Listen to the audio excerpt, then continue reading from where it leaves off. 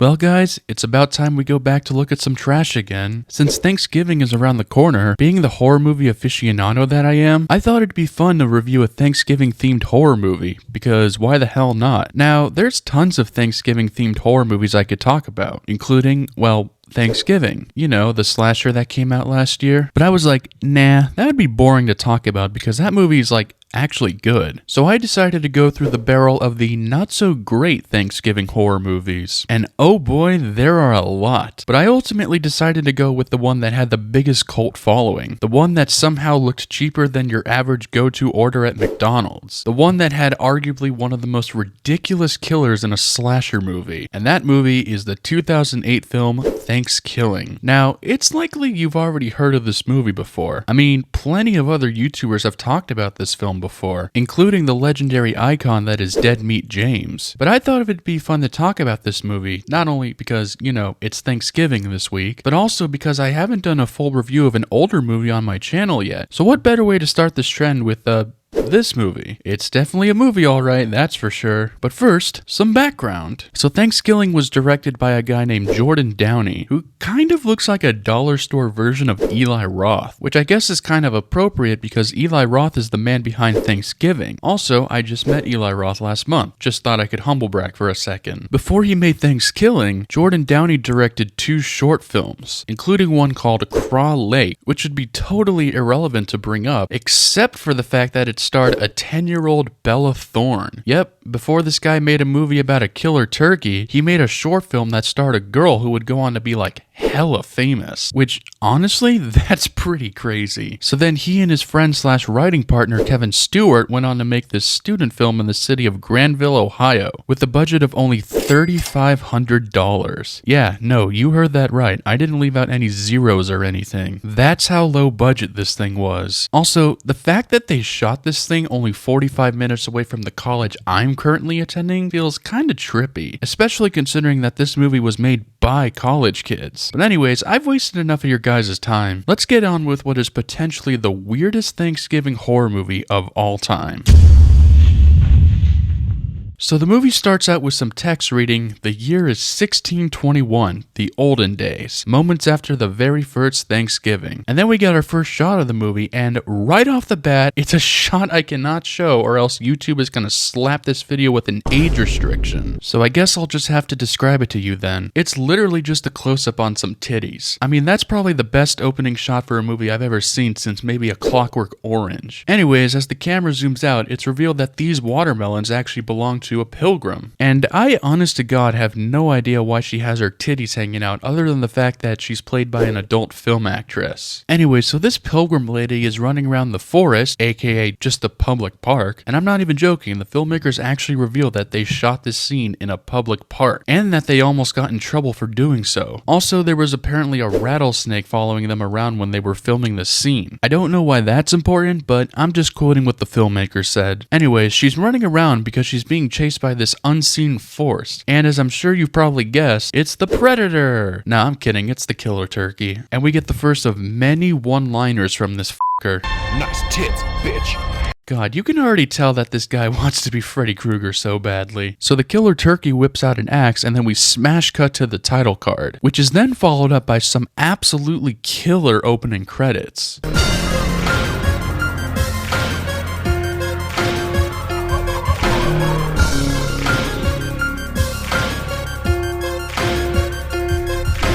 It's so obvious that the majority of this movie's budget went into these opening credits, but even then, it looks like they just used Adobe Premiere Pro to make them. So after the opening credits, we meet our cast of characters. There's the cool guy, his name is Johnny. There's the lovable but also kind of dorky friend, his name is Billy, and he's probably the best character in the movie, honestly. Also, I've never seen anybody act more enthusiastic about Thanksgiving break before.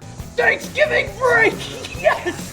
Yes! And there's also two girls. The nice girl, who's named Kristen, and the horny/dumb girl, who's named Allie. In other words, this is about as cliche as you can get for a friend group in a horror movie. So they wander off together to go enjoy their break, and then for some reason, the shot just speeds up for a couple of seconds. And it makes you wonder, was leaving the shot as it was just gonna pad the runtime? Well, considering the final runtime of this movie is an hour and 7 minutes long, I guess it was probably the right call, huh? Oh yeah, there's also another character named Darren, and he turns out to be a friend of Billy's, so I guess he just gets to tag along with the whole friend group. Great. So the friend group gets into the car and heads off for Thanksgiving break, and this is followed up with some absolutely brilliant writing, as Darren, the nerdy guy of the group, asks everybody what they're thankful for, and then Billy responds with this. I'm thankful that your mom has the juiciest poon in town. Oh, nice.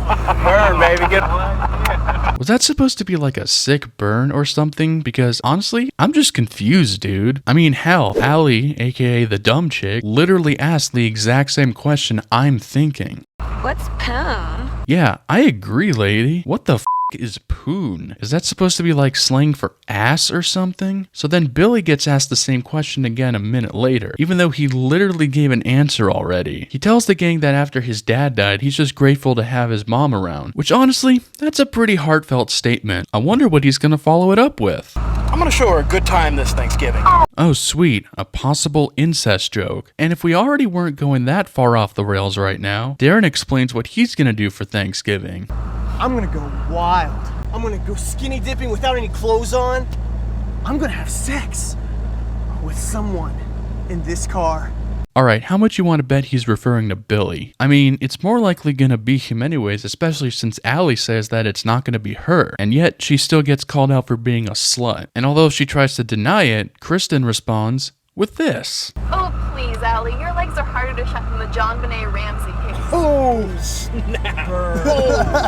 And if you have absolutely no idea what they're referring to, which I'm sure some of you don't, John Benet Ramsey was a girl who was one of those beauty pageant stars, but she was murdered at just 6 years old. Yeah, why are we making jokes about this? Oh yeah, I forgot to mention, but there's also like this hermit guy that lives in the woods. His name is Oscar, and he has a pet dog named Flashy. So Flashy goes out into the woods and finds like this tabletop Thanksgiving thing or something, because, you know, those just naturally spawn in real life. Flashy decides to take a piss on this tabletopper, and that somehow resurrects the killer turkey, and then he kills the dog. Womp womp. To any of my fellow animal lovers, I'm sorry you had to see that. But you know what? Let's lighten the scene up with a random couple, a sheriff and his wife, and they seem to be living a pretty good life. Thank you, baby.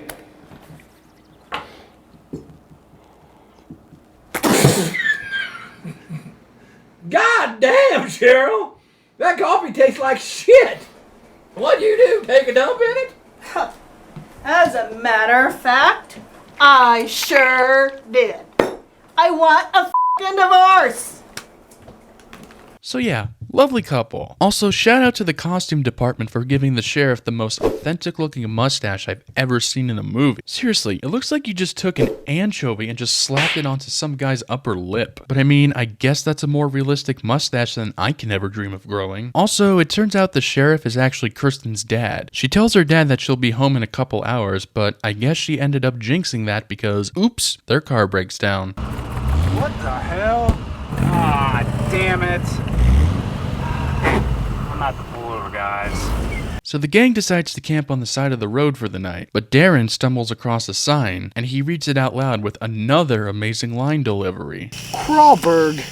It's truly a shame that this man did not win an Academy Award. Darren freaks out because Crawberg turns out to be the site where a Native American by the name of Feathercloud was dishonored by a pilgrim named Chuck Langston. That honestly sounds less like a pilgrim name and more like a guy who would fucking kill it at a rodeo or something. Anyways, after being dishonored, Feathercloud decided to summon a curse by resurrecting a turkey to kill all white people. I guess the killer turkey's got a bone to pick with then. And no, I'm not talking about a wishbone. But this scene actually reveals an interesting tidbit. They say that the killer turkey is resurrected every 505 years. And since the first time he was resurrected was back in 1621, that would mean the present year for this movie is 2126. Yep, this movie takes place over 100 years in the future. Honestly, not the plot twist I was expecting from this movie, but hey, it's a surprising one to say the least. Turkeyologists all over the world Oh, brother. know it as Thankskilling.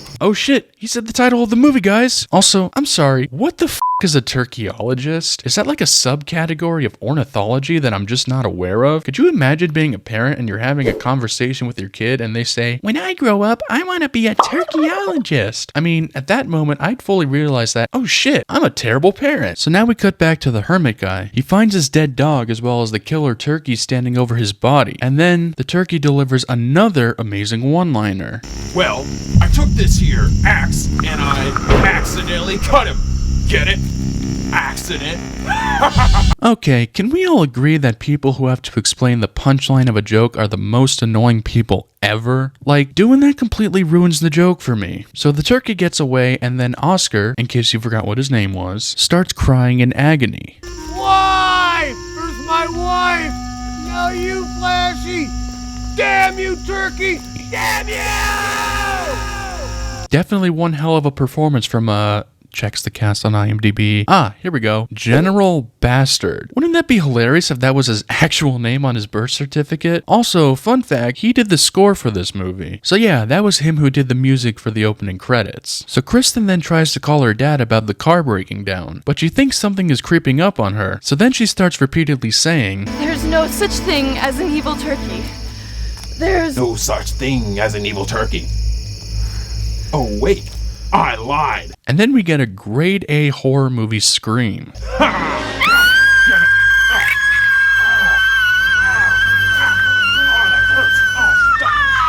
Shut the up. So after all that, Kristen runs back to tell the gang about the turkey, and unsurprisingly, they don't believe her. And then...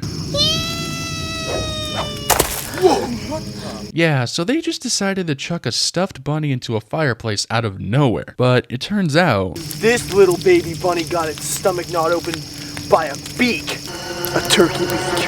But they just decide to say forget about it, and they just go to sleep. So the next morning, Billy wakes up to find something horrifying. Oh shit, it's a homeless guy. Nah, I'm just kidding. It's just that hermit guy, Oscar, again. Turns out he actually saved Billy because the turkey tried to peck his heart out, but he ended up just scaring the thing away. But it did leave behind some dog treats, I guess. Nah, just kidding. That's supposed to be turkey shit. You guys couldn't have come up with anything better than that. So then the teens get their car fixed and then they head off. Billy tells the gang that there's actually a killer turkey, but his friend Johnny thinks that's bullshit. So you actually believe that there's a real killer turkey on the loose? What a loser. God. But then literally a minute later, Kristen brings up the exact same thing about seeing the killer turkey, and then Johnny responds with this. You don't need to apologize, gorgeous. Guys, I think this dude might be the biggest simp on the planet. Anyways, we soon find out the turkey is following the group of teens, and he tries to hitch a ride with some random guy. And I swear to God, I thought it was the guy with the glasses who tagged along with the other guys. But nope, I guess this turkey found his clone or something. And a sleazy clone, too. That's gas and grass. Well, I'm out of gas. Guess I'll take ass.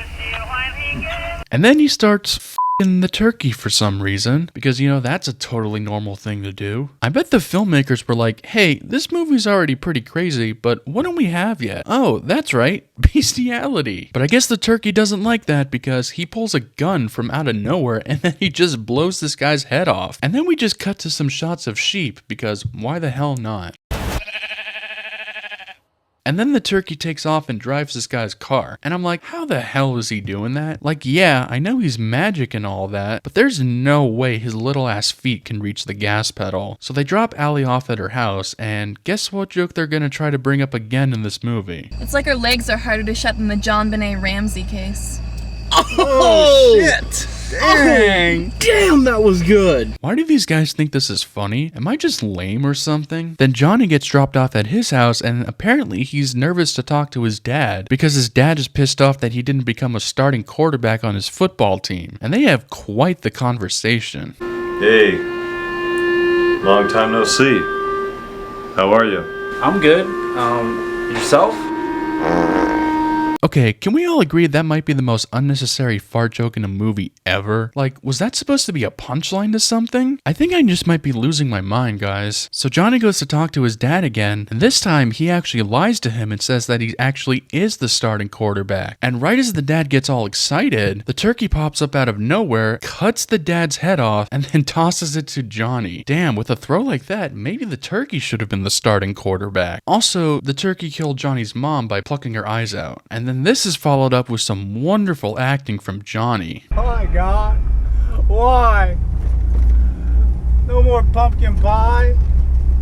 No more cranberry sauce? Also, can you guys keep the camera steady? Like, jeez. It's like you're purposely trying to make the audience get motion sickness. Speaking of making the audience sick, the next scene shows Allie and some random guy just getting it on. But unsurprisingly, the killer turkey makes his way into the bedroom and kills the guy. And then he starts getting it on with Allie. Yep, there is somehow another scene of bestiality in this movie. And keep in mind, this is only 5 minutes after we had the other scene involving that shit. Like, guys, can you pump the brakes on this animal fucking for a bit? But then he kills Allie, which is preluded by another amazing one-liner from Turkey. You just got stuffed!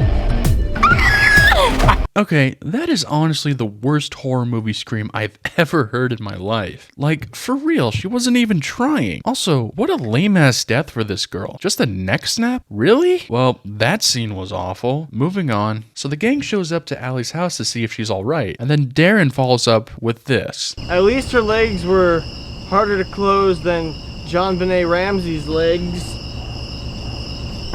The third. This is the third time they've brought up this John Benet joke, and every time it has just gotten progressively worse. Johnny goes to tell everyone that Allie is in fact dead, and that the turkey left behind a feather as well as this. An extra small gravy-flavored condom.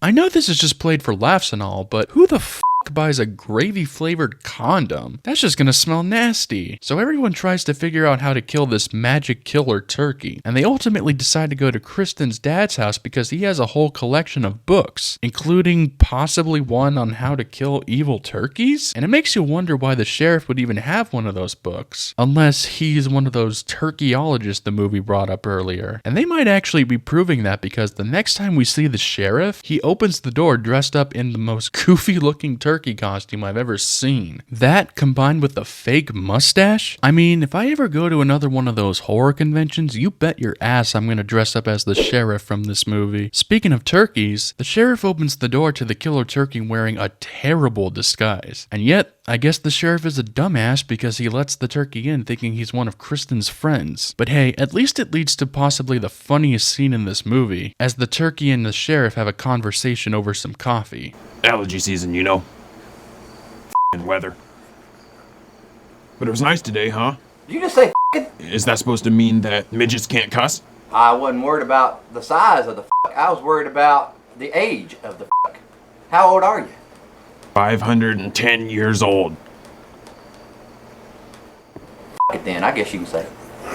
So yeah, props to the filmmakers for writing a genuinely funny scene in this movie. But the scene gets cut short as the turkey gets tired of the sheriff's antics, and, of course, he kills him. The gang shows up to the sheriff's house, and guess what? It turns out the turkey actually skinned the sheriff's face so he could make a disguise out of that, which honestly, that's pretty funny. But it's also revealed that the sheriff must have passed down the stupid gene down to his daughter, because she thinks that it's still her father. Daddy,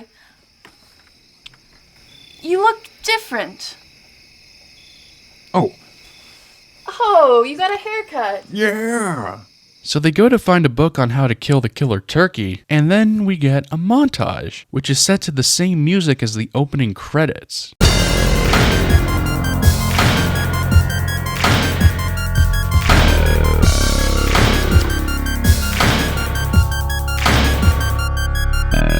And then after a long ass time searching for the book, That was 5 minutes. okay, I'm sorry, 5 minutes, Darren finds the book that they're looking for. So it turns out that the turkey is hiding like this magical talisman under his plumage or something. And they first have to remove the talisman and then kill him. But for some reason, the author of this book decided to not reveal how to kill the turkey. So instead, he just left this like mathematical code to be solved in order to find out the way to kill the turkey. Also, I love how the text that they're reading makes absolutely no sense. It just says the Berkeley 100 site and other outlying locations were abandoned as the colonists withdrew to Jamestown and other more secure points, and AB squared x to the fourth power. Yeah, so I guess the author just had no patience, so they decided to just start writing the math code halfway through their story. Also, I don't care if you're a math wizard or anything like that, that code is literally impossible to solve. There is no way you would actually solve that shit. All this math problem solving makes Billy hungry, so he goes around looking for food, but instead he comes across something horrifying. And then Billy puts 2 and 2 together. If that's the sheriff, then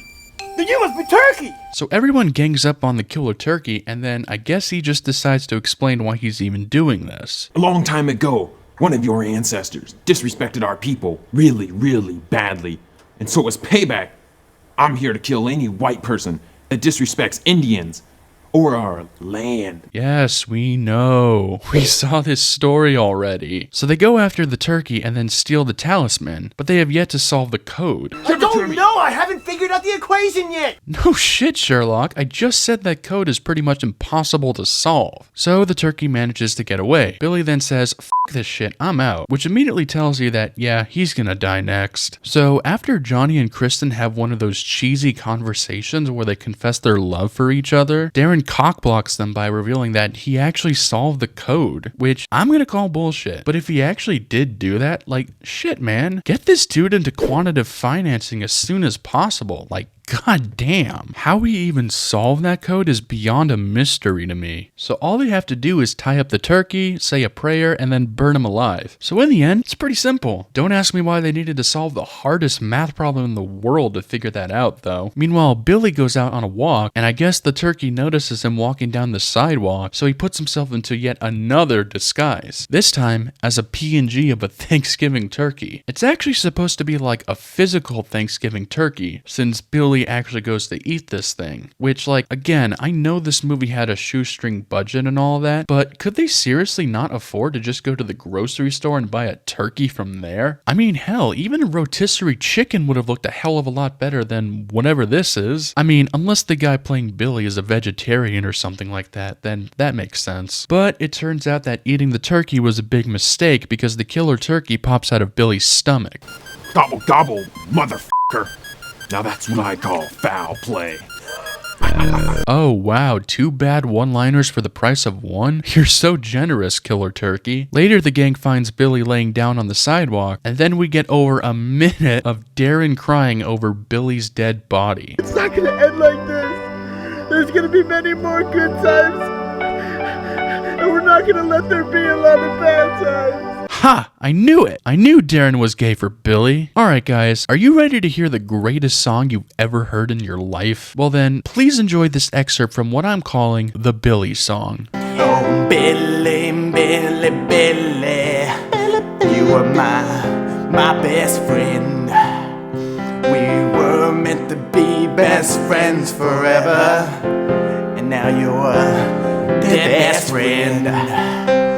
Brings a tear to your eye, doesn't it? Also, for some reason, they just leave his body behind. No, they don't like bury him or anything. They just leave his corpse to rot on the sidewalk forever. These guys are some awful friends. So then the turkey decides to hide out in a teepee and makes a salad while listening to some Bach. So, you know, living the life to the fullest. But the friend group finds the teepee he's hiding out in, so they come up with a plan to kill the turkey. Johnny and Kristen decide to distract the turkey, and that gives us some more top-tier acting. You bastard! I'm gonna f***ing kill you! Not now, Johnny. What do you think you're doing? You kids can't kill me, assholes. I'm invincible. But then Darren sneaks up from behind and ropes the turkey. So they say the magical prayer or whatever, and now all that's left to do is burn him alive. I'm ready to see this cock burn. You mean turkey, right? No, I mean like a dick, not like the animal.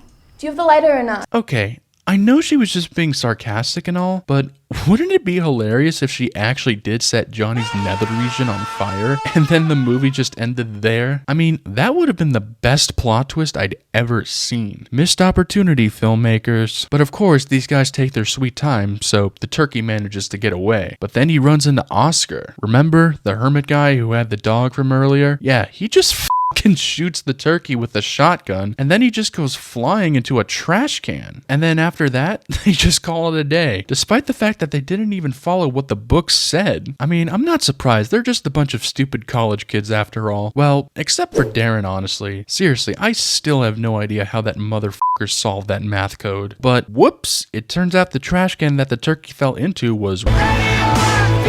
So the three of them go back to Kristen's house to go watch a movie, which ends up being the original Night of the Living Dead. And I know exactly the reason why they chose this movie. Despite the fact that it's the movie that created the modern zombie as we know it, it's actually a copyright-free movie because of an error made by the filmmakers. That's why it's been shown in so many other horror movies before. So yeah, that's why they could use this movie while being devoid of copyright. So after Darren goes to use the restroom, he decides to help himself to a snack. But then all of a sudden, he just gets a meat thermometer in his ass. Because, yep, the radioactive materials brought the turkey back to life. And now he's about to kill Darren. First, he rips out his tongue, and then he pecks his heart out. Yeah, it's actually pretty nasty, believe it or not. And before Darren dies, he actually sees visions of Billy in heaven, which I guess means they're gonna be reunited after all. All the noise gets the attention of Johnny, so he goes to check on what all the fuss is about. He ends up seeing Darren's dead body, but before he can even say anything, the killer turkey actually stabs an electric carver into his stomach. I always come back for seconds.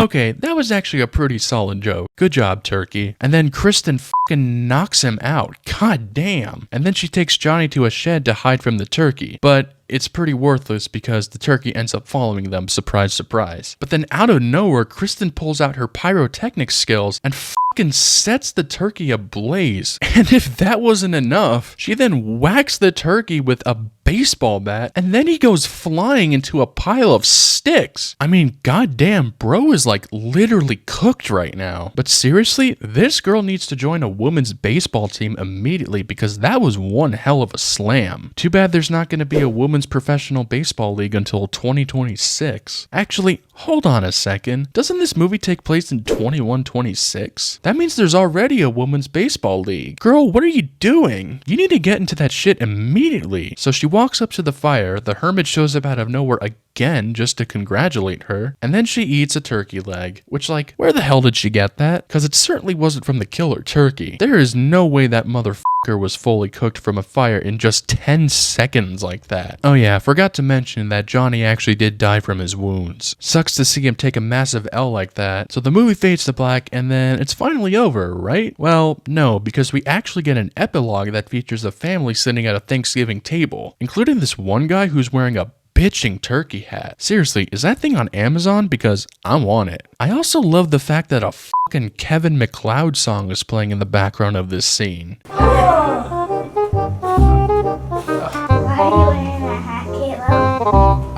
I just love Thanksgiving. Anyways, as the family says their prayers, we get one more final plot twist because it turns out that their Thanksgiving turkey is, well, it's the killer turkey. He actually survived that fire, and so he delivers one last one-liner. Do I smell sequel? Beyond! And then the movie ends. To be continued in space. Well, that was certainly a low-budget masterpiece. Honestly, despite the fact that this is one of the stupidest horror movies I've ever seen, I honestly kind of enjoyed it. The acting and writing was god-awful, but that was probably the tone they were going for. To their end, they succeeded with that. I had some genuine laugh-out-loud moments during this movie, and I gotta applaud them for that because I'm a tough laugh. If you want to go ahead and check out this movie, it's on like every free streaming service out there. Give it a watch if you're looking for a good laugh. Oh, and one more more thing. It is worth noting that they did make a sequel to this movie, and it's called Thankskilling 3. Yep, there is only one Thankskilling sequel, and it's called Thankskilling 3. They just outright skip part 2. Maybe I'll cover that next Thanksgiving. I mean, judging by the reviews, it looks like it's gonna be another masterpiece. If this video ends up doing well, I'll think about it. But anyways, if you enjoyed this video, please leave a like and waltz on over to that subscribe button. I promise you it doesn't smell like gravy flavored condoms. But that's all I got for you guys today. Hope everyone has a happy Thanksgiving, and I'll catch you guys in the next video. See ya.